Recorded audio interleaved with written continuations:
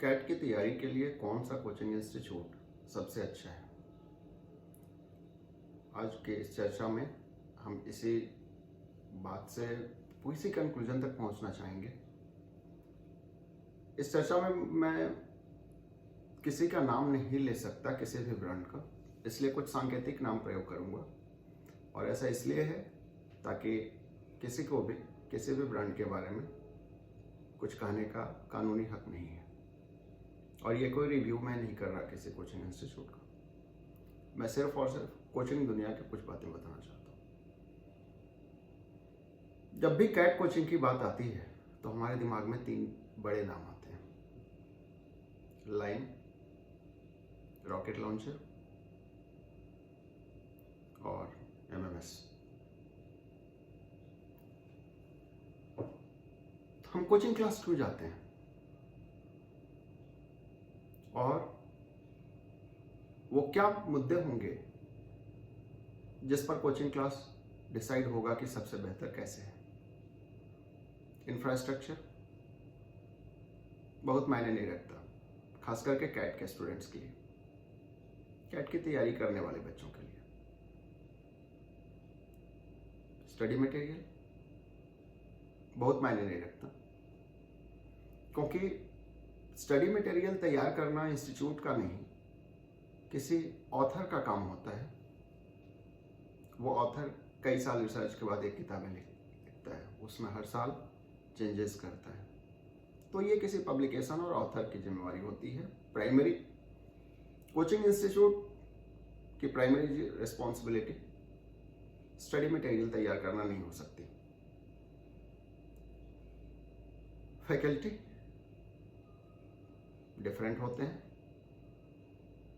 हर brand के साथ।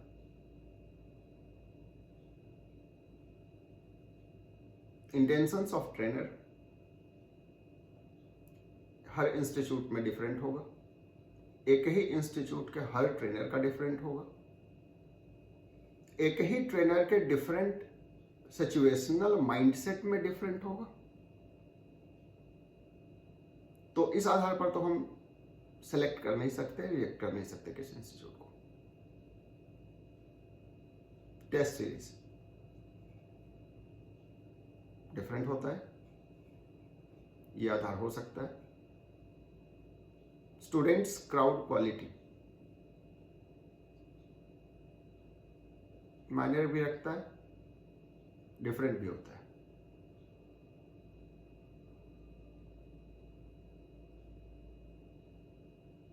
और क्या हो सकता है?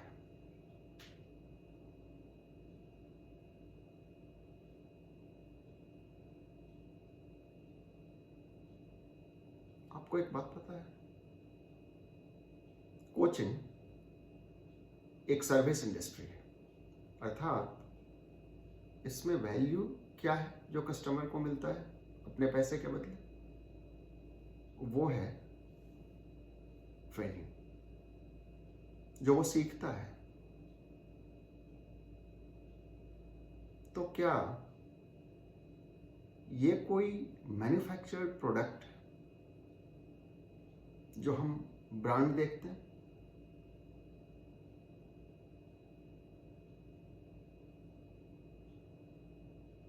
ये पार्ले जी बिस्किट या वुडलैंड के जूते नहीं है जो पूरे भारत में कहीं भी लिए जाएं। चूंकि मैन्युफैक्चर्ड क्वालिटी कंट्रोल के साथ एक जगह से होते हैं, इसलिए वो सिमिलर होंगे, ऐसा नहीं है।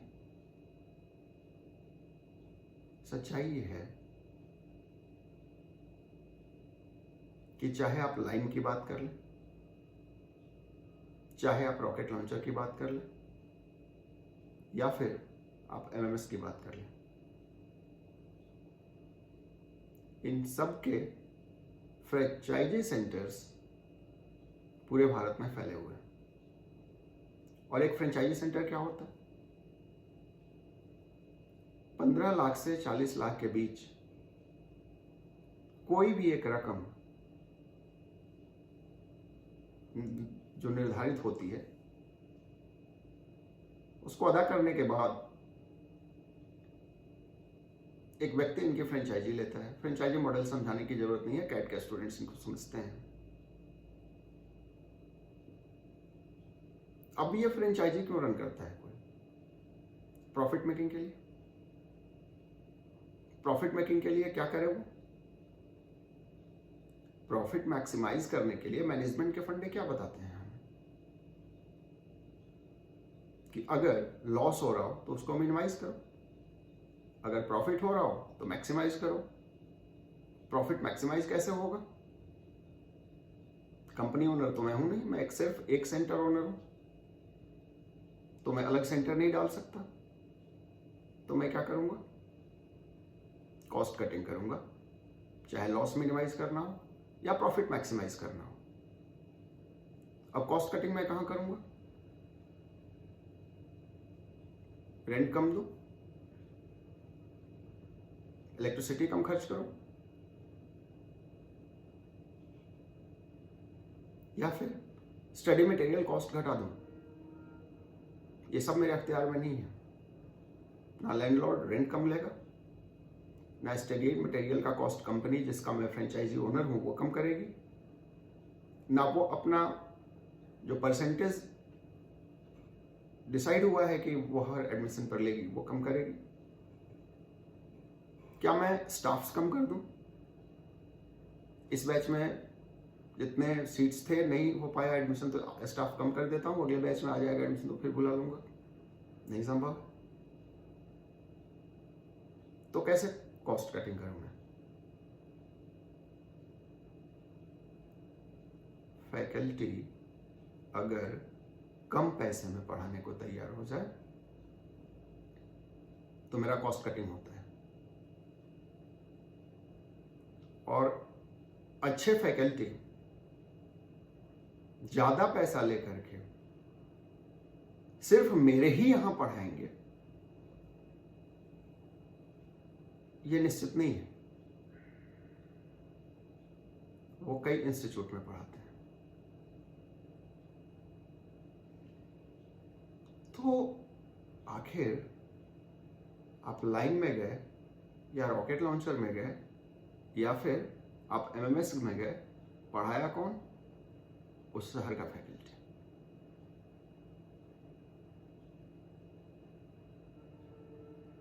अब दूसरी बात समझिए।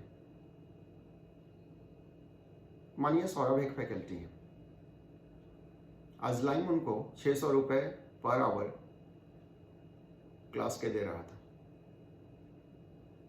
कल एमएमएस उनको 650 रुपए देने को बोला। सौरभ जी वहां चले गए।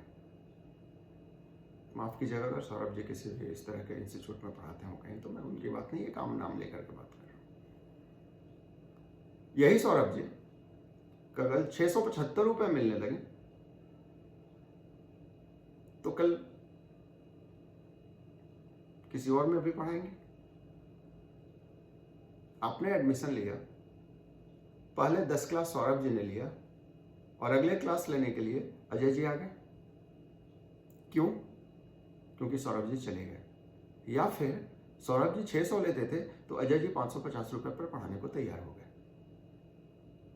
अब आप कहेंगे नहीं ऐसा नहीं होता होगा, क्वालिटी कैसे मेंटेन करेंगे? कैट बैच में पढ़ने वाले कितने लड़के इस बात को समझ पाते हैं कि फैकल्टी जो डिलीवर कर रहा है कैट स्टफ है कि नहीं, कैट लेवल का क्लास हो भी रहा है कि नहीं, और वो समझे भी कैसे? अगर इतनी समझ उसको होती तो शायद वो कोचिंग क्लास को नहीं जाता। तो क्वालिटी चेक तो आप नहीं कर पाएंगे एज ए स्टूडेंट।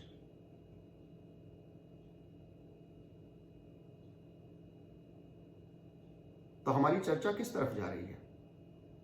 क्या हम ये डिसाइड कर पा रहे हैं कि कौन सा कोचिंग बेहतर है? नहीं।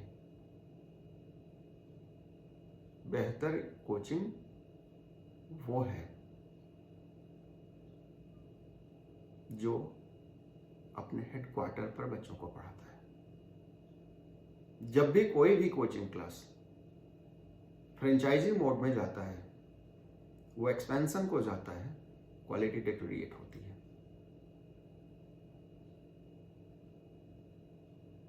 मैंने जितने भी कोचिंग क्लास का नाम लिया, किसी का वो हेडक्वार्टर कहीं है, किसी का हेडक्वार्टर कहीं है, और रिजल्ट अक्रॉस इंडिया एक साथ दिखाया जाता है। इनमें से किसी इंस्टीट्यूट ने आज तक सेंटर वाइज अगर डेटा रिलीज किया होता तो इनके सारे सेंटर्स कब के बंद हो गए होते। जितने रिजल्ट होते हैं उनके 50% से ज्यादा रिजल्ट इनके हेडक्वार्टर से होता है। क्या आपने कभी सोचा कि मैं जिस सेंटर पर एडमिशन ले रहा हूं उस सेंटर का डेटा तो मुझे मिला नहीं और अक्रॉस इंडिया डेटा मुझे दिया जा रहा है? क्या आप अक्रॉस इंडिया वाले सेंटर पर गिरा रहे हैं? मेरी आवाज थोड़ी तल्ख हो सकती है क्योंकि मुद्दा गंभीर है।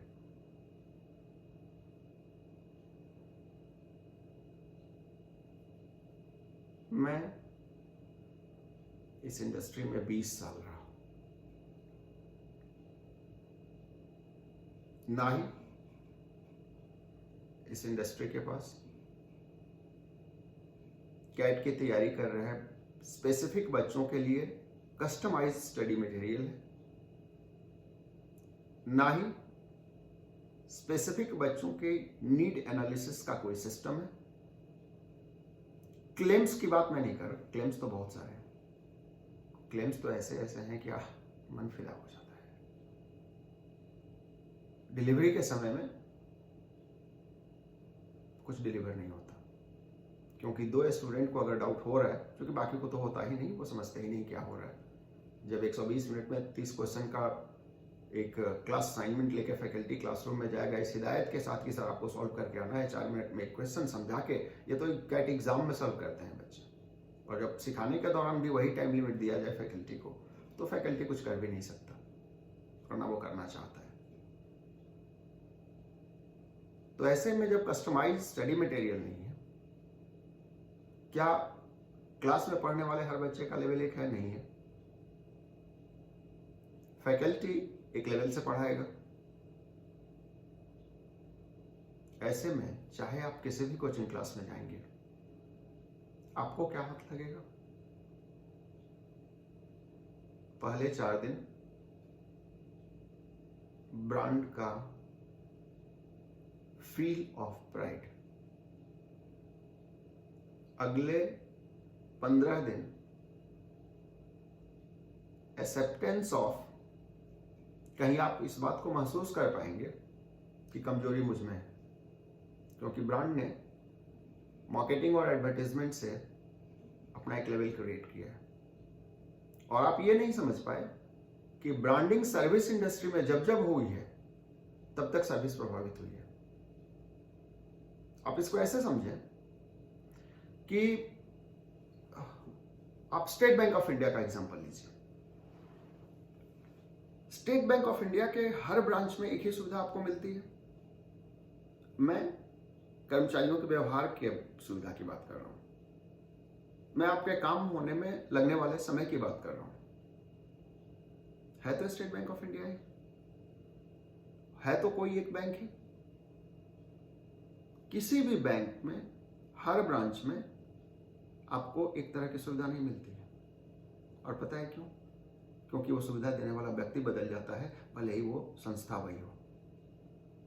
कोचिंग क्लास बिल्कुल उसी तरह होता है। इसमें सिखाने वाला व्यक्ति मायने रखता है, ना कि वो ब्रांड जिसके तहत आप सीख रहे हैं। जबकि ये गलती कैट जैसे सीरियस एग्जाम के लिए, जब आप IIM से मैनेजमेंट करना चाहते हो, आप करते हो।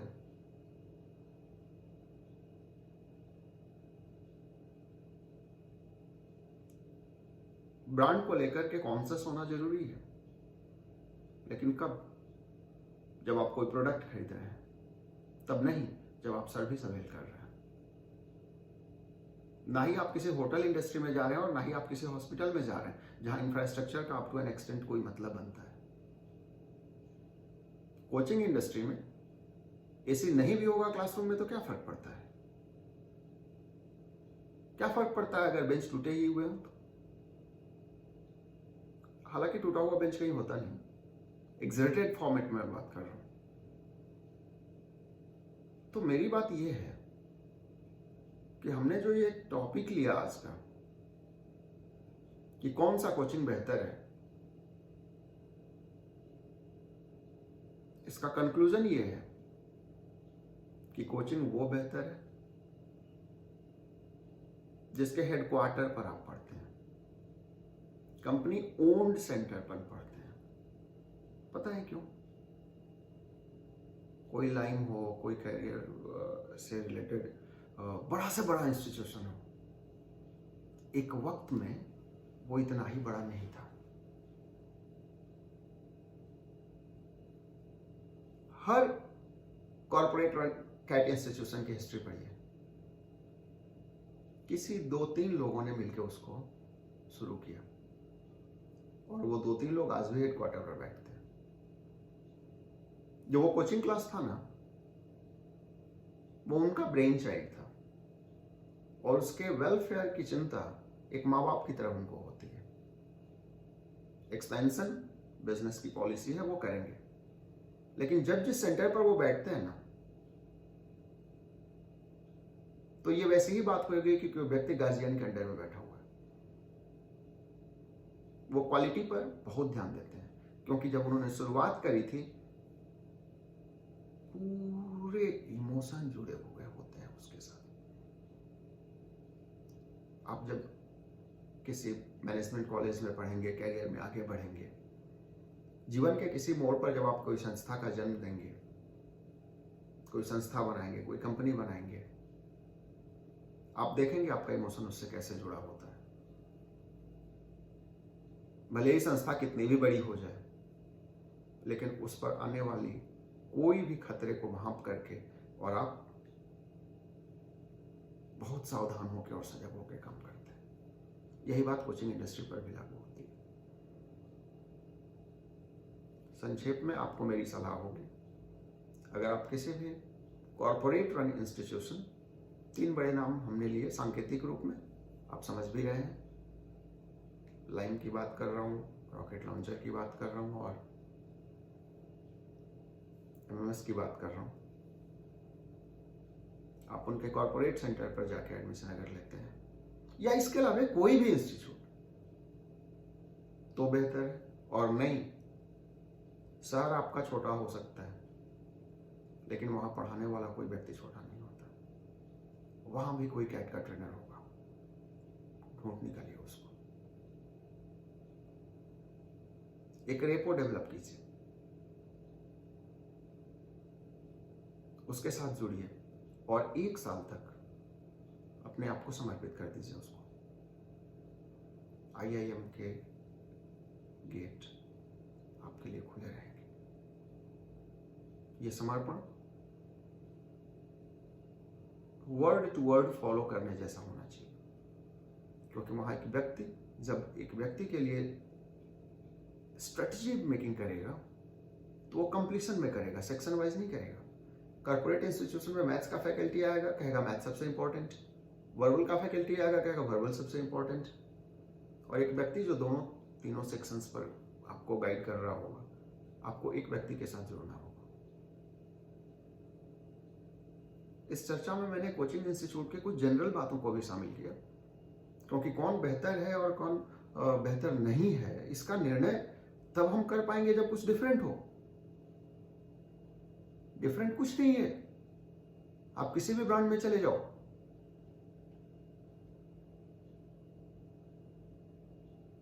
ये पूरा चैनल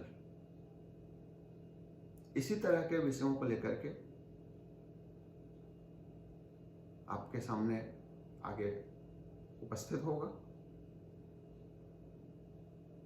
स्टडी मटेरियल को लेकर के हम कंप्रिहेंसिव स्टडी करेंगे स्टडी मटेरियल का। उसके आगे के वीडियोस में हम टेस्ट सीरीज की बात करेंगे, कौन सा टेस्ट सीरीज आपको लेना चाहिए। उसके के आगे के वीडियोस में गैप के बाद MBA, कौन से MBA कॉलेज में क्या क्राइटेरिया, अर्थात ये पूरा चैनल डिवोटेड है कैट के उस हर टेकर पर के लिए जिसके मन में कोई भी डाउट हो सकता है। 20 साल के अपने ट्रेनर कैरियर के रूप में मैंने जितने क्वेश्चंस बच्चों के फेस किए, उनको एक मंच से एड्रेस करने का यह चैनल एक जरिया बनेगा। आपने मेरी बातें सुनी, उम्मीद करता हूं ये बातें कुछ वैल्यू रखेंगे, कुछ वैल्यू क्रिएट करेंगे आपके लिए, आपकी तैयारी में, आपकी तैयारी की शुरुआत में। मैं मिलूंगा आपको आने वाले वीडियोस में। तब तक के लिए